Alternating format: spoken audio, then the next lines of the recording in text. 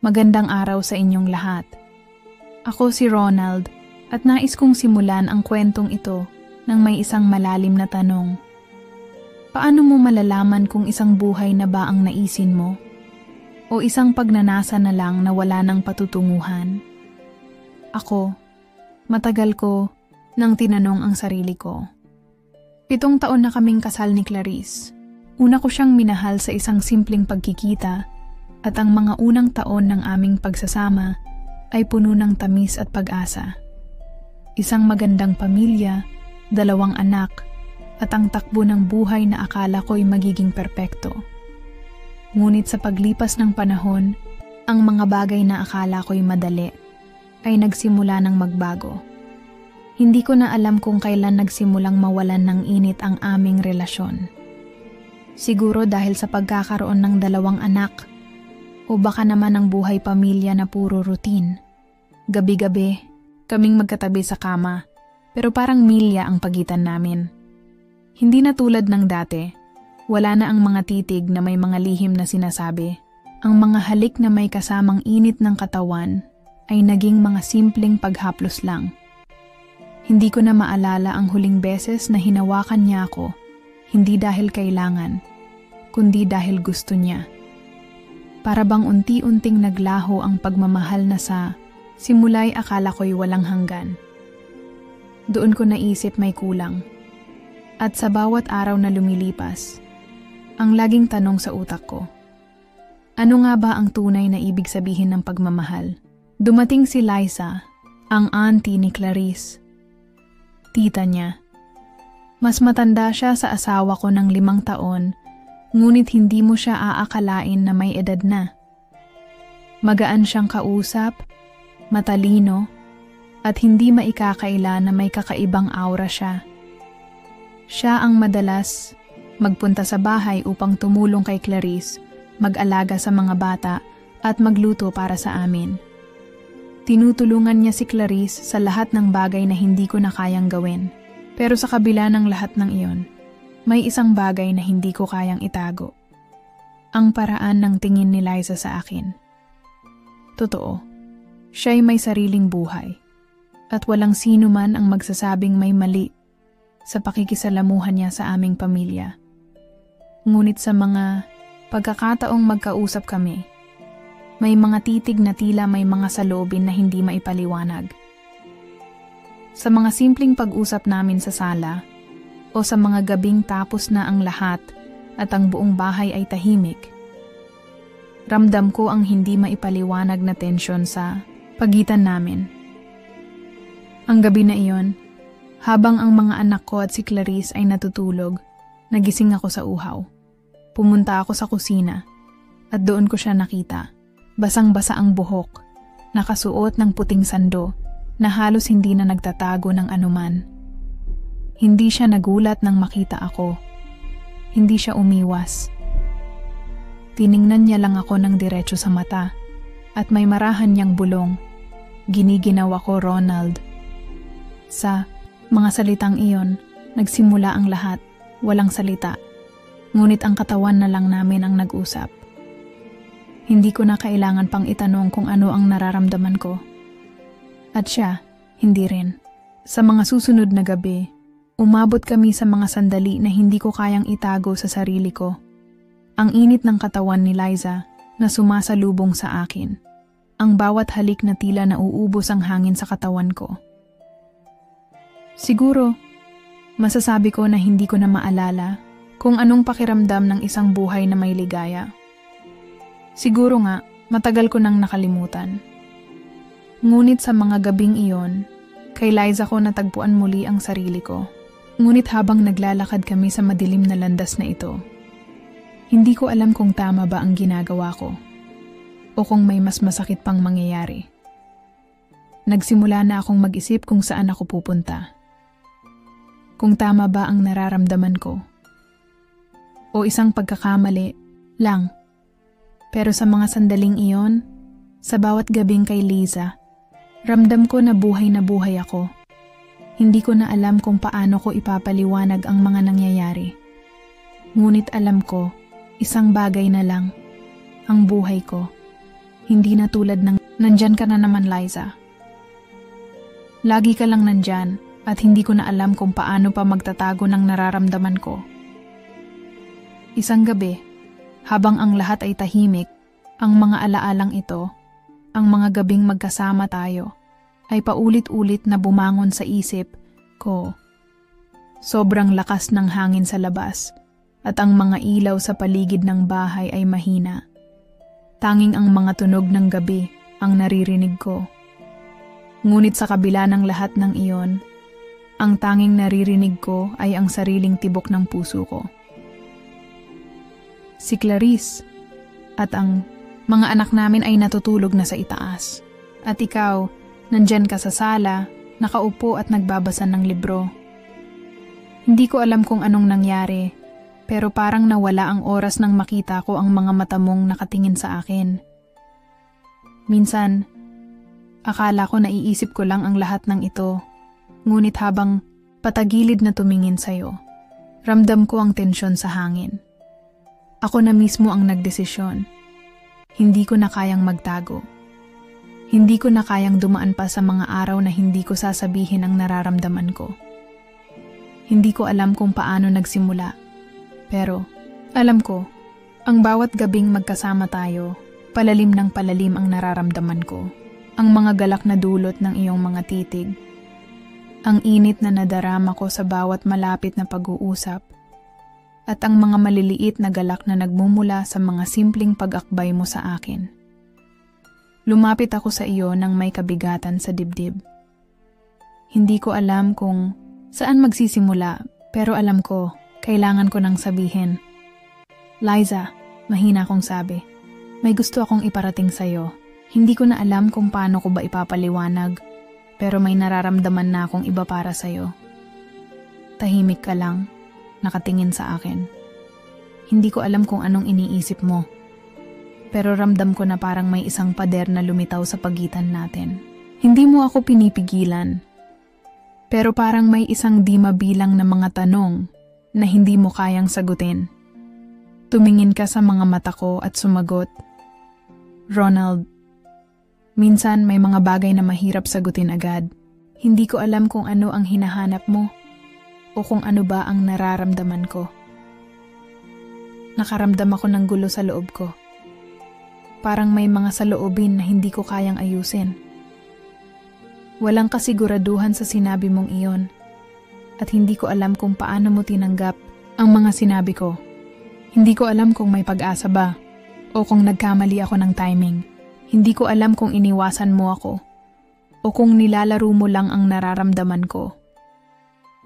Sa mga susunod na minuto, ang mga mata ko'y hindi na makatingin ng diretso sa'yo. Parang may bigat sa aking mga balikat.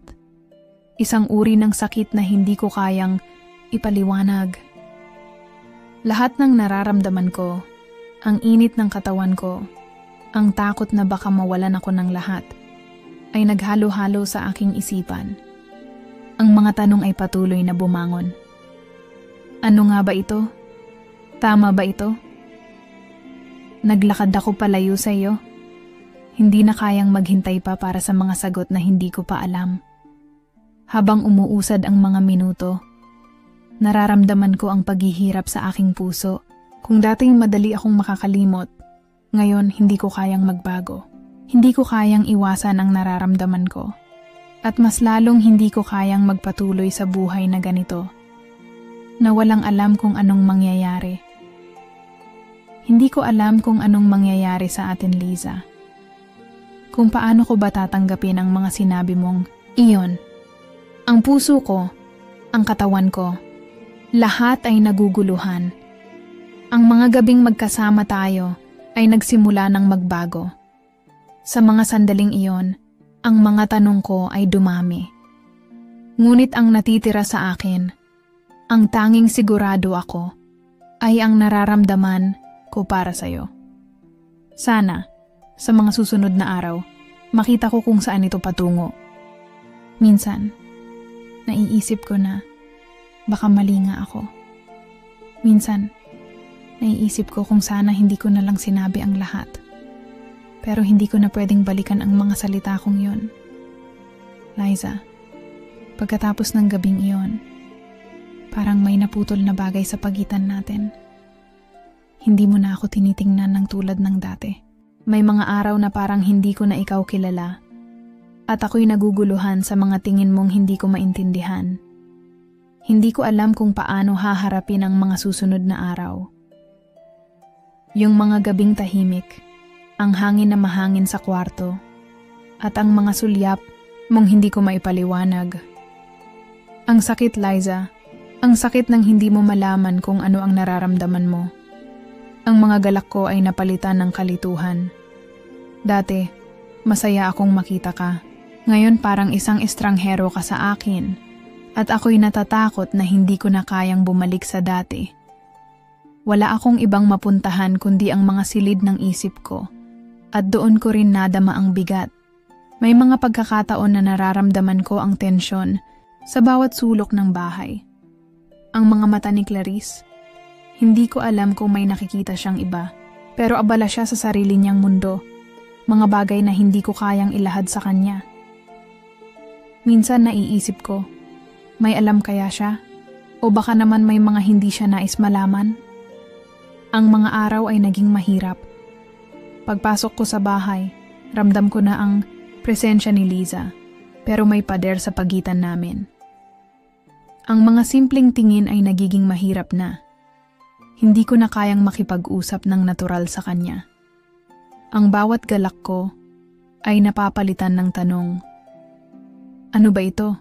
Minsan naiisip ko kung sa ating dalawang ito lang o baka sa buong buhay ko na ganito ko nararamdaman. Ang mga maliliit na galak na dulot ng isang sulyap mula sa iyo. Ang mga malupit na sandali na natutuklasan ko sa bawat detalye ng iyong katawan. Ang mga titig mong minsan lang magtagal, ngunit sapat na para magdulot ng init sa katawan ko. Sa kabila ng lahat ng ito, hindi ko kayang iwaksi ka, Liza. Hindi ko kayang ilayo ang sarili ko mula sa iyo. Habang lumilipas ang mga araw, lalong nadarama ko ang atraksyon ko sa iyo. Na parang may magnet na patuloy na humihila sa akin papalapit sa iyo. At sa bawat haplos ng hangin, ang init ng katawan ko ay tila humihiling ng higit pa. Clarice, nawala sa kanyang mundo at hindi ko na rin alam kung ano ang tunay na nararamdaman ko. Hanggang kailan ko ba kayang magpanggap?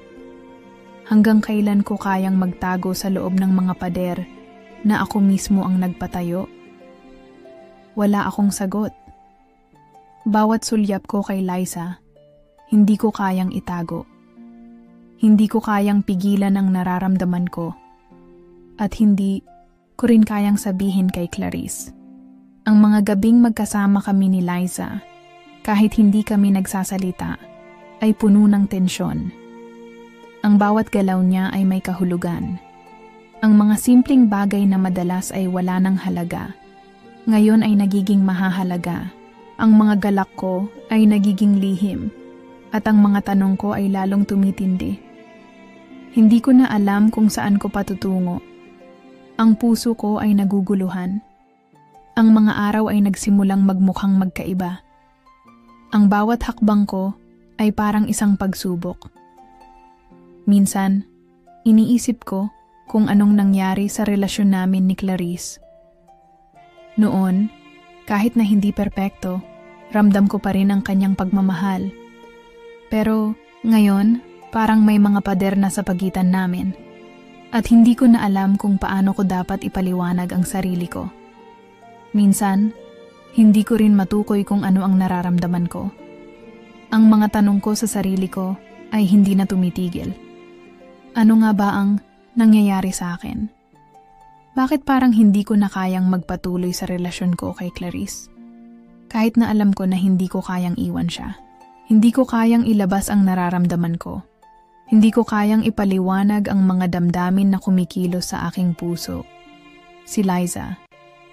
Ang presensya niya ay mas lalong nagiging malakas. Bawat galak ko ay palaging nauugnay sa kanya. Ang kanyang mga mata, ang bawat galak sa kanyang mga hakbang ay para bang may kakaibang lakas na humihila sa akin papalapit sa kanya. Pero sa bawat araw na lumilipas, Habang ako'y nagiging mas malapit kay Liza, ang distansya ko kay Clarice ay lalo pang lumalalim. Hindi ko na kayang pigilan ng sarili ko, ang mga galit ko kay Clarice, ang mga away namin. Lahat ng iyon ay nagiging mas matindi. Hindi ko na siya kayang patawarin. Hindi ko na siya kayang lapitan ng tulad ng dati. May mga pagkakataon na mas pinipili ko nang magtago sa kwarto ko upang hindi na lang ako makipag-usap sa kanya. Ang kanyang mga tanong, ang kanyang mga paalala ay parang mga panghuhusga na mas lalong nagpapalala sa nararamdaman ko. Isang araw, may lumitaw na isang lumang kaibigan, isang babae na dati kong minahal. Ang kanyang mga mata ay nagbalik ng mga alaala, mga araw ng kabataan at mga sandaling puno ng pagnanasa. Ang mga alaala ng aming pagmamahalan, ng mga pagnanasang hindi natuloy, ay muling nagbalik. At sa bawat pagbalik ng mga alaala na ito, mas lalong nalilito ang puso ko. Ngunit ang pagkakausap namin ni Clarice ay nauurong.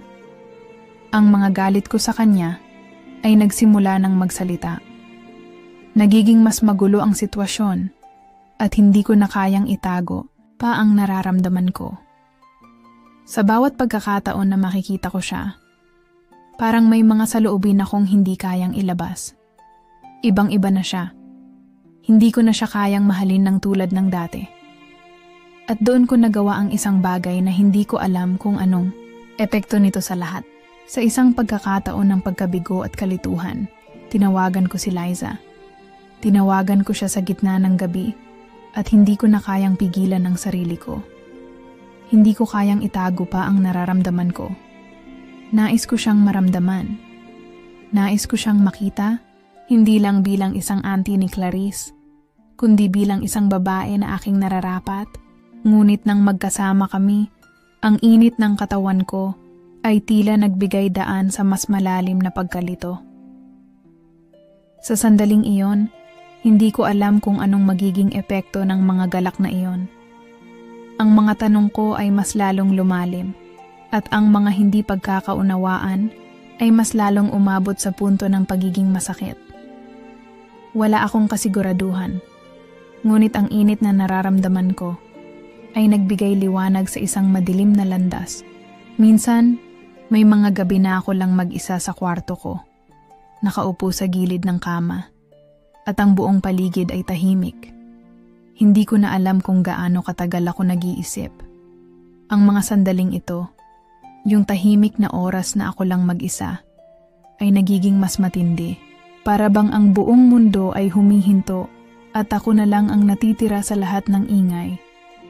Dito ko nararamdaman ang lahat ng mga katanungan na pumapasok sa aking isipan. Naisip ko, paano nga ba ako napunta sa ganitong sitwasyon? Bakit ang mga nararamdaman ko ay nag-iba? Dati, masaya kami ni Clarice. O, siguro, hindi naman kami palaging masaya. Pero may mga pagkakataon na nararamdaman ko na may halaga pa siya sa buhay ko. Pero ngayon, ang mga oras namin ay puno ng lamat. Ang aming mga usapan ay tila naging pag-aaway na lang. Nawala na ang koneksyon na minsang nag-ugnay sa amin. Ngunit, sa kabila ng lahat ng ito, may Liza. Siya na nagsimulang magbigay liwanag sa mga madilim na parte ng buhay ko. Ang mga mata niyang naglalaman ng mga lihim. Ang mga galak niya na hindi ko maintindihan. Pero ramdam ko sa bawat kilig. Hanggang sa mga sandaling iyon, akala ko siya na ang sagot. Siya na ang magbibigay sa akin ng kaligayahan na matagal ko nang hinahanap. Ang mga sensasyon sa aking katawan tuwing kasama siya. Ang init ng kanyang presensya ay tila nagsisilbing salamin ng aking mga pangarap. Pero sa mga gabi nang magkasama kami, hindi ko rin maiwasan ang mga tanong na sumasagi sa aking isipan. Bakit? Kung nga ba siya nararamdaman? Totoo ba ang nararamdaman ko? O baka naman ito ay isang uri ng desperasyon? Isang hindi natutugon ng pangangailangan na ang puso ko ay naghahanap ng kahit anong makakapuno. Masarap ang pakiramdam ng umaasa, pero alam kong may mga panahon na ang paghahanap na ito ay nauurong. Hindi ko alam kung ang nararamdaman ko para kay Liza ay pagmamahal ba talaga o isang simpleng takaw-pansin ng kaligayahan. Habang nagmumuni-muni, naisip ko kung may kasalanan ba ako. Alam ko na si Clarice ay wala ng ibang kasalanan, kundi ang pagpapabaya sa amin. Pero paano naman ako? Bakit hindi ko na lang napigilan ang sarili ko? Bakit hindi ko na lang natutunan kung paano tanggapin ang aming kalagayan? At itulak na lang, kami magkausap ng mas malalim, imbes na maghanap ng pagninanais sa ibang tao. Para bang may nawawala na hindi ko kayang ibalik. Minsan, naiisip ko, baka mali ako. Baka ako lang ang may problema. Habang iniisip ko ang lahat ng nangyari, hindi ko maiwasang tanungin ang sarili ko, paano ko nakikita si Liza? Totoo ba na siya ang tunay kong hinahanap? O baka naman siya ang pinili ko dahil sa mga nawalang pagkakataon? Isang sagot sa mga pagsubok na hindi ko kayang harapin? Bawat tanong na pumapasok sa aking isipan ay parang may kasunod na pighati. Kasabay ng bawat alaala ay ang pag-aalinlangan. Ang pakiramdam na hindi ko na alam kung alin sa mga nararamdaman ko ang totoo at alin ang pwedeng ipaliwanag. Sa mga gabi ng pag-iisa, ang mga tanong ko ay nagiging pahirap. Wala akong kasiguraduhan sa mga desisyong ginawa ko. Hindi ko alam kung paano ko haharapin ang aking sarili. Ang paghahanap ko ng kasagutan ay parang isang labirintong walang katapusan. Wala akong alam na paraan kung paano ko tatapusin ang gulong ito. Pero ang isang bagay lang ang sigurado, hindi ko na kayang magpanggap na wala akong nararamdaman. May pagkakataon, naiisip ko na sana, sa lahat ng mga desisyon ko, magising akong muling magkasama kami ni Clarice sa isang mas tahimik na buhay. Pero may mga gabi na ang puso ko ay naglalakbay kay Liza, na tila parang may bagay siyang ibinibigay na hindi ko na mahahanap sa. Nasa gitna ako ng isang matinding pagsubok. Ang mga tanong na hindi ko kayang sagutin ay nagiging mas mabigat sa bawat araw. Sa mga sandaling ito, parang ang mundo ko ay nakatambad sa harap ko. Puno ng mga pagkukulang at mga lihim na matagal nang itinago. Ang nararamdaman ko ay hindi na lamang simpleng paghihirap. Ito na ay isang pagnanais na malaman kung bakit ang lahat ng nangyari sa amin ni Liza at kung paano ko nakalimutan ang mga bagay na mas mahalaga sa buhay ko. Habang nag-iisa sa aking mga pagninilay, nagbalik sa aking alaala ang mga araw ng aking kabataan, ang pagpapalaki sa akin ng aking pamilya, ang mga aral na itinuro sa akin, at ang mga desisyong pinili ko. Pero sa kabila ng lahat ng ito, may mga katanungan pa rin akong hindi kayang sagutin. Liza, bakit nga ba ako napagod ng ganito? Bakit siya ang naging dahilan ng pagbaluktot ng lahat ng bagay? Sa mga panahong iyon, mas nauunawaan ko na may mga bagay na hindi ko nakikita noong una. Liza, sa kanyang pagiging misteryoso, ay may mas malalim na kwento. Ang mga sagot niya sa aking mga tanong ay hindi kumpleto. Ngunit sa bawat pagninilay ko, napansin ko ang mga pahiwatig na nagmumula sa kanya. Siya ba ay may malalim na sugat? O ito ba ay isang laban na hindi ko kayang ipaglaban? Hindi ko na alam kung paano ito haharapin. Pero ang isang bagay na sigurado ako, ang lahat ng ito ay may koneksyon sa nakaraan ko. Mas lalo ko pang binuksan ang aking mata sa mga bagay na dati ko nang ipinagwawalang bahala. Ang buhay ko ay hindi lang tungkol kay Clarice at sa mga pangarap namin. May mga lihim ang pamilya ko na unti-unting nagsimulang magbukas sa akin. At ito ay nagdulot ng mas matinding pagkalito. Hindi ko na alam kung saan magsisimula. Minsan, ang nakaraan ay may mga bagay na hindi mo kayang tanggapin kaagad. Pero unti-unti, ang bawat piraso ng puzzle ay nagsimula ng magkasama. Habang nag-iisip, napansin ko na si Liza ay hindi lang isang simpleng babae na nahulog sa aming buhay. Ang pagkakaroon ng relasyon sa kanya ay hindi isang simpleng kasalanan. Ito ay isang kwento ng hindi pagkakasunduan sa pagitan ng nakaraan at ang kasalukuyan. Siya rin ay may mga sugat, mga bagay na hindi ko rin alam kung kaya kong ayusin. Pero ang nararamdaman ko, ang apoy na unti-unting sumik sa puso ko, ay may kaakibat na paghihirap. Kaya naman, hindi ko na kayang magpanggap na wala akong nararamdaman. Habang tumatagal, natutunan kong tignan si Liza, hindi lang bilang isang babae na naging bahagi ng aking buhay, kundi bilang isang tao na may mga laban ng sarili. Natutunan ko ring tanggapin na ang nararamdaman ko sa kanya ay hindi lang pagnanasa. May higit pa doon. Isang ugnayan na hindi ko maipaliwanag. Isang koneksyon na para bang ibinabalik ako sa mga hindi natapos na alalahanin. 100%, hindi ko na alam kung paano ito haharapin. Pero hindi ko na kayang magpanggap na ang lahat ng ito ay isang pagkakamali na walang kahulugan. Ito na yata ang oras para tanggapin ang mga desisyon ko at pagbayaran ang mga kamalian. Ang pagbabalik loob na ito, ang paghahanap ng redemption, ay hindi para kay Liza lamang. Para din ito sa aking sarili. Marahil ang mga pagkatalo ko ay hindi pa natatapos. Marahil ay may mga bagay akong dapat ayusin bago magpatuloy. Pero isang bagay lang ang malinaw sa akin. Hindi ko kayang iwasan ang nararamdaman ko.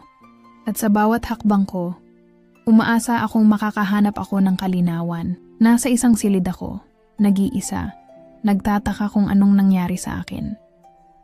Ang mga katanungan ko ay paulit-ulit na umuukit sa aking utak, pero wala akong sagot.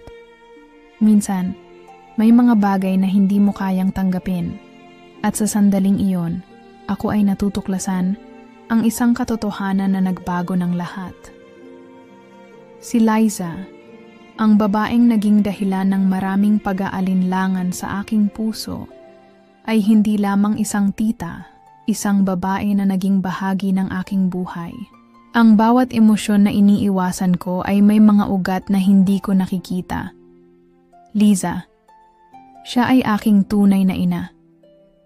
Hindi ko ito kayang paniwalaan sa una. Akala ko ako ay nalilito. Ngunit bawat piraso ng impormasyon na bumangon mula sa mga nakaraan ay nagbigay linaw sa hindi ko kayang ilihim sa aking sarili. Si Liza ay hindi ko lang natuklasan bilang isang kaakit-akit na babae. Siya ay ang aking ina at ang relasyon na aking nabuo sa kanya ay nagiging isang mapait na katotohanan na hindi ko alam kung paano haharapin. Nagbigay siya sa akin ng buhay nang siya ay bata pa. Nang hindi kayang alagaan ako, ipinasa niya ako kay Clarice, ang kanyang kapatid, na siyang nagpalaki sa akin. Ang bawat sandali na akala ko ay isang simpleng kaakit-akit na koneksyon sa pagitan namin ay isang masalimuot na kasaysayan ng pagmamahal, pagkawala, at mga lihim na nakatago sa dilim. Ang mga saloobin ko ay parang isang bagyong dumaan sa aking isipan. Hindi ko alam kung anong klaseng damdamin ang nararamdaman ko. Galit ba, takot, o kalituhan? Ang mga tanong na iniwasan ko ay nagsimulang magbukas. Bakit? Bakit hindi ko ito nalaman noon pa man? Bakit iniiwasan niya ako ng ganito? At higit sa lahat, paano ko haharapin ang mga damdamin ko na nagsimula sa kanya, na ngayoy isang pagkatao na hindi ko kayang tanggapin ng ganun-ganun lamang? Ang nakaraang ilang linggo ng aming relasyon, na puno ng emosyon at tensyon, ay nagkaroon ng ibang kahulugan sa aking isipan. Ang mga sandaling naisin ko siya, ang mga sulyap ng init na nararamdaman ko, ay hindi na maaaring ituring na isang simpleng akit lamang. Liza, Hindi ko alam kung anong klaseng anak ako at kung ano ang dapat kong maramdaman ngayon. Ang bawat hakbang na ginawa ko ay may kasamang pagsisisi, ngunit ang mga pagkatalo ko ay nagsilbing gabay sa pag-unawa ng aking pagkatao. Sa kabila ng lahat ng mga tanong, ang sakit ng katotohanan ito ay tumagos sa aking kaluluwa. Ang pagkakaroon ng ganitong uri ng relasyon sa aking tunay na ina ay isang kakilakilabot na pagkatalo. Ngunit ito ay isang katotohanan na hindi ko pwedeng takasan. Napakahirap tanggapin, ngunit kailangan kong harapin ito. Ang mga nararamdaman ko sa kanya ay hindi lamang mga pagnanasa, kundi isang masalimuot na ugnayan na magpapabago sa aking buhay. Ngunit anong mangyayari sa mga susunod na hakbang ko? Ano ang magiging epekto nito sa pamilya ko, kay Clarice, at sa aming relasyon? Hindi ko alam kung paano ko tatahakin ang daang ito. Ang tanging alam ko lamang ay ang bawat hakbang ay puno ng pagsubok, at sa bawat hakbang ko, kinakailangan kong tanggapin ang katotohanan at mga kahihinatnan ng aking mga sa wakas. Natutunan ko na tanggapin ang mga katotohanan na matagal ko nang iniiwasan. Liza, ang babaeng nagbigay buhay sa akin. Ang nagbigay sa akin ng isang pagkatao na hindi ko kayang ipaliwanag. Kahit na puno ng sakit at kalituhan, sa mga huling linggo, napagtanto ko na hindi ko kayang baguhin ang nakaraan. Ang mga tanong na patuloy na umuukit sa aking isipan ay natutunan kong tanggapin bilang bahagi ng aking buhay. Hindi madali at hindi rin mabilis ang proseso ng paghilom. Minsan, naiisip ko kung paano magiging iba ang lahat kung hindi ko nalaman ang katotohanan tungkol kay Liza. Ngunit sa kabila ng lahat ng sakit, napagtanto ko na ang mga kamalian ko ay may mga dahilan at may mga aral na tinuturo. Sa mga unang araw ng aming paghaharap, wala akong ibang naramdaman kundi galit at kalituhan. Hindi ko alam kung paano harapin si Clarice, si Liza, at ang lahat ng mga relasyon na nadurog dahil sa isang lihim na matagal nang itinagong. Ngunit habang lumilipas ang mga araw, nagsimula akong makita ang liwanag sa dulo ng madilim na tunel. Ang relasyon namin ni Liza ay hindi na magiging tulad ng dati, ngunit natutunan naming tanggapin ang isa't isa. Hindi ko alam kung anong klaseng relasyon ang magmumula-mula rito. Ngunit natutunan naming magsimula muli. Mula sa mga pagkatalo at sakit, wala na kaming maaaring itago sa isa't isa. Ang mga galit at emosyon ay nagsimulang lumipas, at sa bawat hakbang na ginawa ko, nakikita ko na mas madali nang harapin ang mga pagkakamali ko. Kasama ang bawat hakbang ng pagbabago, nagkaroon kami ni Liza ng pagkakataon na maghilom, ang bawat sulyap ng pagkakasundo, ang bawat pag-uusap na puno ng pangunawa, ay nagsilbing daan upang makita ang posibleng bukas. Ang mga sugat sa aming puso ay hindi agad maghihilom, pero nagsimula kaming magtulungan upang mapagtibay ang aming koneksyon. Sa kabila ng lahat ng nangyari, natutunan ko na ang pinakamahalaga sa lahat ay ang pagpapatawad sa iba at sa sarili ko. Sa paglipas ng mga linggo, nagpatuloy ang proseso ng healing. Hindi kami pareho ng buhay na mayroon kami dati, ngunit hindi na rin kami natatakot na magsimula muli. Ang relasyon namin ni Clarice ay nanatiling magulo, ngunit natutunan ko na ang pagiging tapat at ang pagpapatawad ang magsisilbing daan upang muling makapagsimula, habang ang mga sugat ay hindi pa tuluyang gumagaling. Ang posibilidad ng isang bagong simula ay nagsisilbing liwanag sa madilim na daan na aming tinatahak. Sana, sa mga darating na araw, matutunan ko at si Liza na mas tanggapin pa ang bawat isa at muling maghanap ng balanse sa aming buhay. Ang mga pagkatalo, kahit na masakit, ay nagturo sa amin ng mga aral na hindi kayang ipaliwanag ng mga salita. At sa kabila ng lahat ng pinagdadaanan namin, ang isang bagay na natutunan ko, ang buhay ay patuloy na umaandar at may mga pagkakataon na ang lahat ng pagsubok ay nagiging hakbang patungo sa mga kasirin. Salamat sa pagsama sa akin sa kwentong ito. Naway naging inspirasyon at gabay ito sa inyong mga pagninilay. Huwag kalimutan, sa bawat pagsubok, may pag-asa. Hanggang sa muli, stay serene.